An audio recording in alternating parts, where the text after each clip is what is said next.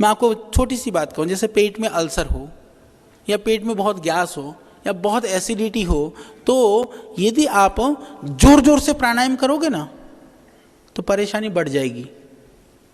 यदि पेट में ज़्यादा परेशानी है, आप जोर से प्राणायाम करेंगे तो परेशानी बढ़ेगी। यदि आप धीरे धीरे करेंगे तो परेशानी ठीक हो जाएगी। प्राणायाम वही है, परंतु हमारी करने की विधि से भी लाभ होने में बहुत फर्क पड़ता है। तो हम उचित ढंग से करें, उसके लिए डरने की भी बात नहीं है। क्यों? हमको समझने की बात है कि जितना सामर्थ्य है उस हिसाब से कर लीजिए। आपको बीपी हाई है, हार्ट की प्रॉब्लम है, आपको अल्सरेटिव कोलाइटिस वगैरह की शिकायत है, आप धीरे धीरे करिए। अनुलोम विलोम आप कितना भी कर सकते हैं, अनुलोम विलोम से क्योंकि कोई जोर नहीं पड़ता है, तो सामर्थ्य के अनुसार प्राणायाम करिए, इसलिए बहुत ज़रूरी है। और जैसे कोई डिजीज़ है, कोई प्रॉब्लम है, ठीक हो गई है, पर आपको फिर लापरवाह नहीं होना है। कि कई लोग कहते हैं कि जी प्राणायाम छोड़ देते तो दोबारा फिर परेशानी हो जाती है, तो छोड़ते क्यों हो भाई? तो मत छोड़ो, कुछ नियम बनाइए, कुछ समय निश्चित कर लीजिए। ऐसा नहीं है। अच्छा, कुछ लोगों में मैंने देखा पीछे नेट पे, क्योंकि कई लोग प्रयास करते हैं कि इस योग विधा को कैसे बदनाम किया जाए, तो उसमें कुछ पेशेंट्स मिल जाते हैं 2-4। जैसे किसी को डायबिटीज़ है, अभी प्राणायाम कर रहे हैं, अब शुगर आपकी नॉर्मल आ गई है, तो आपने पता चला कि प्राणायाम भी छोड़ दिया, दवाई भी छोड़ दी। ये खतरनाक है। ऐसे से हमको देखिए, आपने शुगर कंट्रोल कर ली प्राणायाम से, तो प्राणायाम छोड़ो मत, शुगर भी चेक कराते रहो। ये दोनों चीज जरूरी है। आप चाहे पहले प्रतिदिन करते हो तो 5 दिन में कर दें, 5 दिन में करते हो 10 दिन में कर दें, फिर भी नॉर्मल आने लगे 15 दिन में करें, पर आप इग्नोर नहीं करिए। आपको पता होना चाहिए कि एक बार आप डायबिटिक बन चुके हो तो यह सावधानी रखना जरूरी है। हम नहीं कहते कि आप दवाई खाओ, पर हम ये कब कहते हैं कि आप चेक भी मत कराओ। और डरने की जरूरत नहीं है। आप जब प्राणायाम करें तो विश्वास भी होना चाहिए। कई लोग कहते हैं जी हम तो इसलिए नहीं जाते क्योंकि हमको डर लगता है।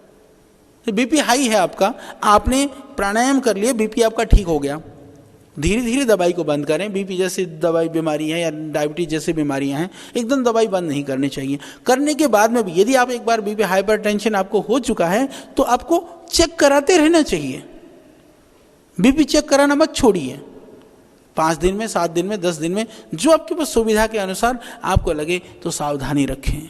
होता क्या है, कभी कभी हम सोच लेते हैं भाई बीमारी है और हम तो भाई भाई हैं। वो भाई भाई नहीं हो, तुम्हारा शत्रु है, भाई कभी नहीं बनेगा, तुम कितना प्राणायाम कर लो।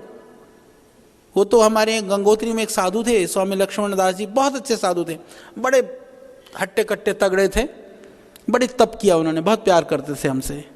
तो जब हम जाते थे तो बड़े ठाके लगा कर हंसते थे। और उनका ऋषिकेश में भी आश्रम है। तो पहली बार मैंने देखा कि किसी व्यक्ति ने, किसी साधु ने, वो जैसे वो नहीं होता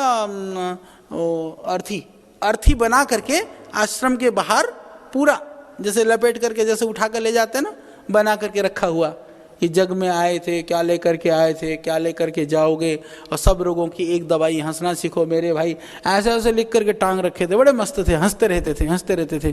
तो कहते थे आचार्य जी, मैं जाता था, मैं कहता था महाराज जी थोड़ा परहेज करो, और मस्त थे, खाते रहते थे। ऑपरेशन हुआ तुरंत, पेट का कुछ हर्निया पड़निया था, डॉक्टर ने कहा महाराज कुछ मत खाना, 3 दिन तक सिर्फ लिक्विड में रहना है। कोई भगत गया, आधा घंटे के बाद वो देगा लड्डू, खा ली महाराज ने।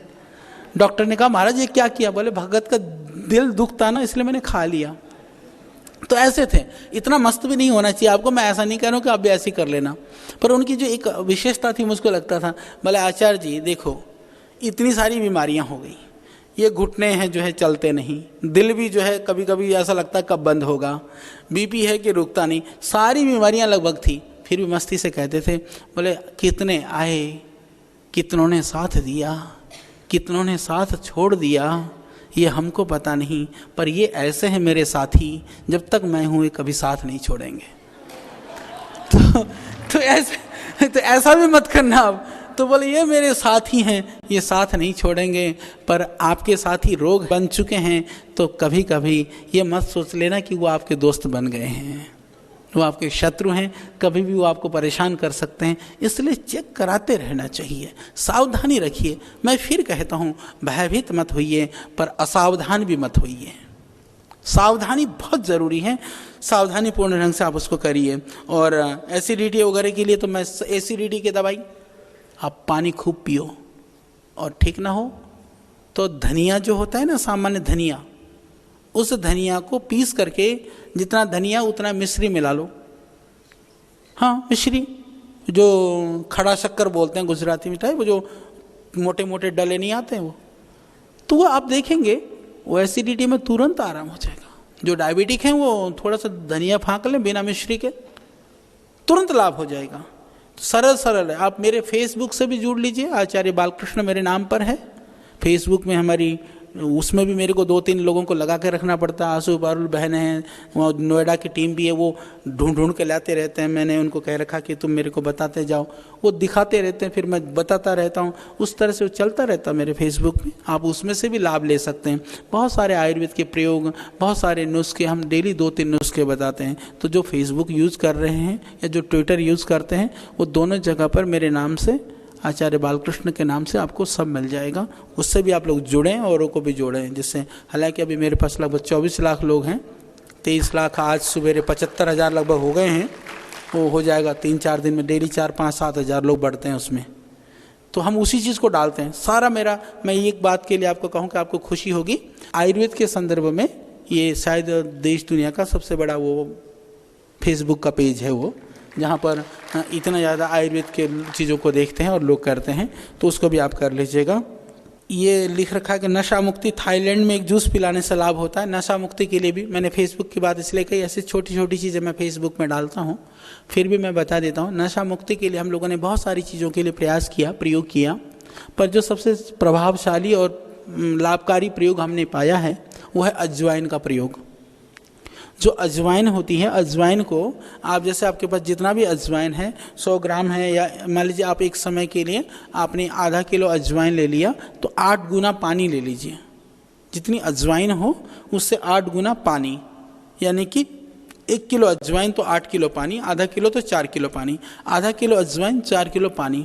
उसको इतना पका लीजिए कि लगभग 1-1.25 किलो रह जाए, लगभग मतलब वो 8 गुना का 1/4 रह जाए। तो रह करके 1 किलो पानी बचा, उसको आप शीशी भर करके, बोतल में भर करके रख लीजिए। जो शराबी हो या जो नशेड़ी हो, कैसा भी नशा करता हो, शर्त यह है कि वो छोड़ने का इच्छुक हो। बहुत सारे शराबी तो ऐसे होते हैं, नशेड़ी, वो छोड़ना ही नहीं चाहते। भाई छोड़ना नहीं चाहता, उसका तो कई लोग कहते हैं जी हम तो उनको छिपा छिपा करके गोली जो है सब्जी में देते हैं, भोजन पे देते हैं, उसे उल्टी होती है। कब तक पीछा करते रहोगे? तो आदत लग गई है, छोड़ना चाहते हैं, नहीं छोड़ पाते हैं, उनके लिए बहुत सरल उपाय है। भोजन से पहले 1 कप आप पी लीजिए। जो सिगरेट पीते हों उनके लिए भी सरल है कि अजवाइन को थोड़ा सा भून लीजिए, उसमें चाहे तो थोड़ी सी लौंग, इलायची, दालचीनी, इसको भी मिला करके अब शीशी में रख लीजिए। उसको जब तंबाकू की लत लगे तो उसको चबाइए। तो क्योंकि जितने भी जो टॉक्सिक पदार्थ हैं जो हम लेते हैं, चाहे वो अल्कोहल है, चाहे वो टोबैको है, सबके एंटी अजवाइन बहुत कारगर है। तो जो शराबी हैं उनके लिए, जैसे मैंने बताया आपको, 1 बोतल में भर के रख लिया, 1 कप भोजन से पहले दिन में 2 बार या 3 बार पिला दीजिए। लगभग उसकी 70 से 90% तो इच्छा खत्म हो जाएगी, शराब पीने की ही इच्छा खत्म हो जाएगी। बाकी 5-10% थोड़ा सा अपने तरफ से पुरुषार्थ करें। ऐसा ना हो कुछ लोग, उससे लीवर भी ठीक हो जाएगा। रात को, जैसे जिनको आदत है फल वगैरह खाने के हिसाब से, तो यदि आप रात्रि को फल खाते हैं तो ये ध्यान रखिए कि बहुत ज़्यादा लेट नाइट को फल ना लें, सायंकाल तक आप खा लें। और रात्रि को भरसक प्रयास करिए कि ज़्यादा खट्टे फलों का सेवन ना करें। मध्याह्न को जैसे भोजन करते हैं तो आप भोजन के साथ भी, यदि भोजन के पहले आप फल खाते हैं तो उसके बाद भोजन करते हैं, तो जो खाया हुआ फल है वो, क्योंकि आपका पेट को भर देगा, सलाद या फल पहले ही खा लें फिर भोजन कर लें, तो उससे मोटापा भी थोड़ा सा कम करने में, क्योंकि अनाज भी कम खाया जाएगा और वह थोड़ा मोटापा कम करने में सहयोग करता है। परंतु भोजन के बाद यदि आप फल खाते हैं और यदि सलाद वगैरह खाते हैं तो मोटापा बढ़ने की संभावना ज़्यादा होती है, ये भी ध्यान रख लेना। तो हमारे यहाँ प्रायः प्रचलन भी होता है, हम भोजन करके फिर फल खाते हैं। तो मैं भी शायद ऐसे करता था, मोटा हो गया था, अभी तो फल ही खाना बंद कर दिया। तो इसका ध्यान रख लें। और एक मज़ेदार बात, कई बार सब लोगों की इच्छा होती है कि हमारी प्रकृति कैसी है, वात है, पित्त है, कफ है, कितना मेरे अंदर वात है, कितना पित्त है, कितना कफ है। जो मैंने आपको दी थी द साइंस ऑफ आयुर्वेदा, वो जो मेरी बुक थी उसके अंदर एक चार्ट बना हुआ है, उसके अंदर आप टिक लगा लो अपने अपने। हाँ, उसमें भी मैंने देखा मज़ेदार बात ये, उसमें द साइंस ऑफ आयुर्वेदा के अंदर वो चार्ट है प्रकृति पहचाने, कि आप अपनी प्रकृति को कैसे जान सकते हैं। मैंने देखा कुछ लोग जैसे कहना कि तुम लंबे हो, तुम भूरे हो, तुम्हारा स्वभाव तेज है या तुम्हारा स्वभाव शांत है, तो कई लोग ऐसा सोचते हैं कि ये मेरी कहीं इंटरव्यू तो नहीं ले रहे हैं। वहाँ गड़बड़ मत करना कि आप शांत हैं। कोई सोचे कि आप अशांति हो, आदमी शांत वाले में टिक लगा ले तो प्रकृति सही नहीं निकलेगा। वो प्रकृति मापने के लिए वहाँ उसी तरह के क्वेश्चनियर टाइप बना हुआ है उसमें। तो ये ईमानदारी से आप करें कि आपको क्या चीज़ अच्छा लगता है या आपको कौन से सीजन अच्छा लगता है, वो जो चीज़ें हैं वो आप सही ढंग से टिक लगाओगे तो आपकी प्रकृति निकल करके आ जाएगी। वो बहुत बढ़िया सिद्धांत वाली वो आयुर्वेद पहली बार मैंने, हालांकि एक दो लोगों की किताब में मैंने ऐसा देखा, उन्होंने प्रयास किया था, परंतु ये जो जिस तरह से हमने इसको पूरे आयुर्वेद को सिद्धांत पहचानने के हिसाब से बनाया है, ये अपने हिसाब की अपनी तरह की पहली किताब है जिसके अंदर इतनी डिटेल से दी गई है। तो आप उसमें से अपनी प्रकृति को पहचानते रहो। और पुदीना, प्याज, धनिया, आंवला, अनारदाना, नमक, काला नमक की चटनी में कोई बुराई नहीं, मज़े से खाओ। तो इसमें कोई ऐसी चीज़ नहीं, सब डाल के खा सकते हैं इसमें, और दो चार चीज़ रह गई तो वो भी डाल लो। गर्म पानी के साथ लहसुन लाभकारी है। देखो, लहसुन कोलेस्ट्रॉल में भी काम करता है, हाई बीपी में भी काम करता है, शुगर में भी काम करता है। परंतु लहसुन खाने वाले के शरीर में से अजीब तरह की जो है उसकी यहाँ स्मेल आती है, तो खाने वालों को तो पता नहीं चलता, पर पड़ोसी को बिल्कुल पता चल जाता है लहसुन वाला आ गया। तो उसको बचने के लिए हमको ये करना चाहिए, रात्रि को लहसुन को 2-3 टुकड़े कर दीजिए, छिलका उतार करके उसको पानी में भिगो दीजिए। सब उठ करके चाहे तो उस पानी को पी भी सकते हैं, नहीं तो उस लहसुन को चबा के खाने से वो लहसुन की जो स्मेल वाली जो समस्या होती है शरीर में दुर्गंध आने की, वह भी नहीं रहेगी। हालांकि उसको कई तरह से आयुर्वेद में तो रसोन पाक, लहसुन की पाक की विधि का भी विधान है कि क्षीर पाक बना करके भी ले सकते हैं, पर सामान्य रूप से रात को भिगो करके सुबह लहसुन लेना वह उत्तम है। उसको आप 3 कली से लेकर के 5 कली तक ले सकते हैं। सामान्यतः उसकी जो मात्रा है वो 3 से 5 कलियां हैं, उसको आप ले सकते हैं। और इसी तरह से जो डायबिटिक जो पेशेंट हैं या जिनको आर्थराइटिस है, वो मेथी भिगो करके भी रात को 1 चम्मच मेथी भिगो करके सुबह उस मेथी को ले सकते हैं। गर्म पानी जैसे हमने बताया, पीने लायक पानी हो, उसमें नींबू निचोड़ दीजिए। 1 गिलास पानी के लिए यदि मीडियम साइज़ का नींबू है तो आधा नींबू पर्याप्त होता है। 2 गिलास पानी आपको पीना है, 2-2.5 गिलास पानी लगभग। पानी हमको इतना पीना चाहिए सुबह उठ करके शरीर के प्रकृति के हिसाब से, यानी जितना पानी आप आराम से पी सकते हैं। यदि आप मुझसे पूछोगे कि आप कितना आराम से पीते हो, तो मैंने देखा कि मेरे लिए 300 ml से लेकर के 400 ml, यदि अधिकतम करूं तो मैं 500 ml पानी मेरे लिए अनुकूल है। किसी किसी का 1 लीटर तक भी हो सकता है। वो 300 ml की मात्रा मैं समझता हूँ कि 250-300 ml से लेकर के वो 1 गिलास से लेकर के 2-3 गिलास तक की मात्रा इसको नॉर्मल माना जा सकता है। पर कोई उठा करके 4-5 लीटर पानी पी जाएं तो वह उचित नहीं माना जा सकता है। तो उतने पानी में 1 नींबू पर्याप्त है, 2-2.5 गिलास पानी तक के लिए, 2 गिलास पानी तक के लिए। और थोड़ा सा उसमें आप गर्म पानी में थोड़ा सा शहद मिला करके आप ले सकते हैं। श्वास वगैरह जिनका फूलता है, तो श्वास फूलने में तो देखिए सामान्यतया जैसे जो एलर्जिक प्रॉब्लम होता है उससे श्वास फूलता है, कफ की वजह से फूलता है, कमजोरी से भी फूलता है, कभी कभी किसी को हार्ट की प्रॉब्लम होने से भी श्वास फूलता है। थोड़ा सा अपनी प्रकृति के हिसाब से आपको अंदाजा भी लग जाएगा कि आपको किसी को थायराइड वगैरह होने से भी श्वास फूलता है, तो उसका ध्यान रखिए। प्राणायाम करने से वो बीमारी भी ठीक हो जाएगी, जिससे फूल रहा होगा श्वास फूलना भी ठीक हो जाएगा। च्यवनप्राश दूध के विषय में ऐसा है कि आंवला जो है वो दूध के प्रतिकूल पदार्थ नहीं माना गया है, परंतु च्यवनप्राश के साथ में दूध तो फटता है, मैंने देखा, पर च्यवनप्राश खा करके बाद में दूध पिया जा सकता है। और बाल सफ़ेद हो गए हैं। बाल सफ़ेद होने में ज़्यादातर हमने देखा असमय में जिनों के बाल सफ़ेद होते हैं या तो हेरिडिटी से होते हैं या फिर जिनको साइनस की प्रॉब्लम होती है, नज़ले की, सर्दी की, जुकाम की शिकायत होती है। 2 ही कारण हमने आज तक पाया है जो असमय में बाल सफ़ेद होते हैं। तो जिनको नज़ला, जुकाम, खांसी है, उनको प्राणायाम करवाइए। रात को 4-4 बूंद बादाम रोगन नाक में डाल सकते हैं, या फिर प्राणायाम के साथ साथ में थोड़ा जल नेति, सूत्र नेति सीख करके भी कर सकते हैं। तो बाल सफ़ेद काले हो जाएंगे, और थोड़े से बचपन से थोड़ा बड़े होने पर, थोड़ा तनाव ज़्यादा होने पर भी कभी कभी बाल सफ़ेद हो जाते हैं। तो मस्त रहें और प्राणायाम योगासन करें तो ठीक रहेगा। और हड्डियां निरंतर दर्द हो, क्योंकि कैल्शियम की डेफिशिएंसी आज एक बहुत बड़ी समस्या पूरी दुनिया की, उसके लिए हमने देखा कि आप दूध में हल्दी डाल करके पिएं, जैसे मैंने आपको बताया। और दूध की हल्दी के अलावा सरल सा उपाय यह है कि आप अश्वगंधा का पाउडर, सब जगह उपलब्ध हो जाता है अश्वगंधा, नहीं तो अश्वगंधा मंगा करके पीस करके पाउडर कर लीजिए। अश्वगंधा का पाउडर 1-1 चम्मच लेते रहिए, ठीक हो जाएगा। और मुक्ता बटी से हाई बीपी तो ठीक हो रहा है, पर नाक में थोड़ी सी बोले नाक बंद हो जाता है। यह हजारों रोगियों में 1-2 रोगियों की शिकायत, वो भी सर्दी के मौसम में हमने पाया है, क्योंकि उसके अंदर थोड़ी सी कुछ सौम्य औषधियाँ हैं, शीतल औषधियाँ हैं। ऐसी स्थिति में नाक में आप बादाम रोगन डाल सकते हैं और थोड़ा प्राणायाम कर लीजिए, वो ठीक हो जाएगा। तो ये बिल्ली रास्ते काटने से खराब हो जाता है और यात्रा में अशुभ होता है, और ये सारी अवधारणाएँ और मान्यताएँ हैं। इन मान्यताओं और अवधारणाओं के पीछे कहीं ना कहीं वो मैं ऐसा मानता हूँ कि ये हमारी मानसिकता पर ज़्यादा निर्भर करता है।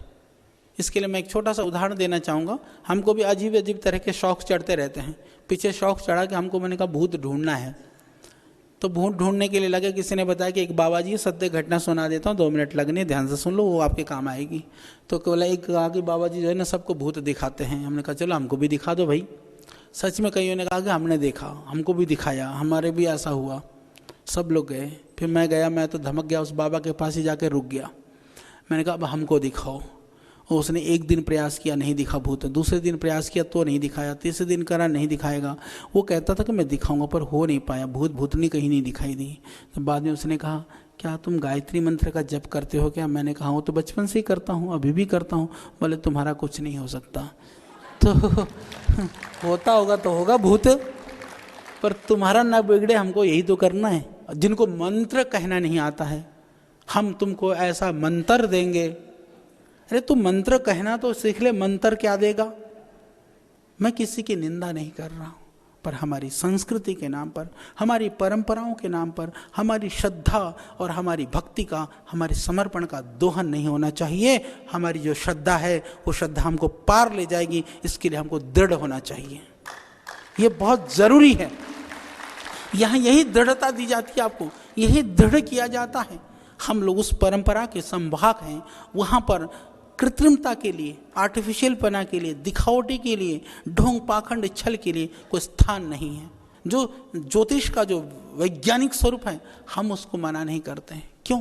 क्योंकि कब सूर्योदय होता है, कब सूर्यास्त होता है, कब सूर्य ग्रहण होगा, कब चंद्र ग्रहण होगा, ये सारी स्थितियों का वर्णन हमारे ऋषियों को हजारों हजार साल पहले पता था। जब सारी धरती को ये भी नहीं पता था कि ये पृथ्वी गोल है। हम क्या कहते थे? भूगोल। मतलब क्या है? ये धरती गोल है। हमारे ऋषि कहते थे। हम इतने उन्नत और समृद्धशाली थे। हम अपनी परंपरा के खंडन करने वाले या उसको नकारने वाले लोग नहीं हैं। हमारी विज्ञान, हमारा साइंस और हमारे ऋषि लोग इतने उन्नत थे, इतने समृद्धशाली थे। दुर्भाग्य से उसी देश के लोग अब राहु केतु चढ़ाने में और उतारने में लगे रहते हैं। तो आप जो है उसमें आनंद से रहना सीखो। तो शादी हो गई, गुण जितने मिल गए, पर उसमें आप तो मिल करके रहो, तो ये जरूरी है। तो मैं आपको बता रहा था कि हम राहु केतु चढ़ाने में और उतारने में लगे रहे। ये हमारी वैदिक ज्योतिष या वैदिक शास्त्र की परंपरा में ऐसा कुछ भी नहीं है। सनातन परंपरा में भी पुराण में लिखा है, वेद में नहीं, पुराणों में, जो पुराणीय परंपरा को हम हालांकि उसको इतिहास ग्रंथ मानते हैं, हम उसको धर्म ग्रंथ उस रूप में नहीं मानते हैं, फिर भी मैं आपको उदाहरण देता हूँ कि अवश्य में वो भोक्तव्यम कृतम कर्म शुभाशुभम, कि जो हमने किया है अच्छा या बुरा उसको हमको भोगना ही पड़ेगा। जब हमको भोगना ही है अच्छा या बुरा, तो ये बताओ कर्म का फल कौन देता है? भगवान देता है ना। तो ये राहु केतु बीच में कहाँ आ गए? सिर में फुंसियाँ हो जाती हैं, कौन सा शैम्पू ले लें? अरे पतंजलि का ले लो, कितने बढ़िया शैम्पू है। आप प्रयोग करके देखो, फोड़े फुंसी क्या सारे ही ठीक हो जाएंगे, एकदम टनाटन बाल हो जाएंगे, सुनहले और चमकदार। वो सरदेव स्वामी जी ज़्यादा बढ़िया व्याख्या करते हैं। गले की आवाज़ बंद हो जाती है। गले की आवाज़ बंद होने में कई सारे कारण हैं। एलर्जिक प्रॉब्लम्स वाले को ज़्यादा रहती है, बाकी फिर भी सावधानी रखें, खाने पीने का ध्यान रखें, गरारे या गर्म पानी पिएं। और एडी वगैरह दर्द में भी ज़्यादातर वायु बढ़ने से होता है। इन सबको पानी पीते ही जल्दी जल्दी लघु शंका, जिनको यदि ये मेरे को पता नहीं, भाई हैं बहन हैं, यदि है तो प्रोस्टेट वगैरह भी चेक करा लें। और चंद्रप्रभा वटी जनरल टॉनिक के रूप में कई सारे लोग पूछते हैं कि जनरल रूटीन में हम लोग क्या ले लें। रूटीन में लेने के लिए एलोवेरा जूस, आंवला जूस जो स्वस्थ हैं, रूटीन में आप इसको नियमित रूप से पी सकते हैं। रूटीन में यदि कुछ औषधि के रूप में लेना चाहते हैं तो अश्वगंधा कैप्सूल बहुत अच्छा है, अश्वगंधा पाउडर बहुत अच्छा है। और थोड़ी ताकत कमजोरी है तो अश्वशीला कैप्सूल या चंद्रप्रभा वटी 2-2 गोली आप नियमित रूप से ले सकते हैं। इससे ये मूत्र आदि के जो रोग हैं या थोड़ी दर्द वगैरह हैं वो भी ठीक हो जाएगा।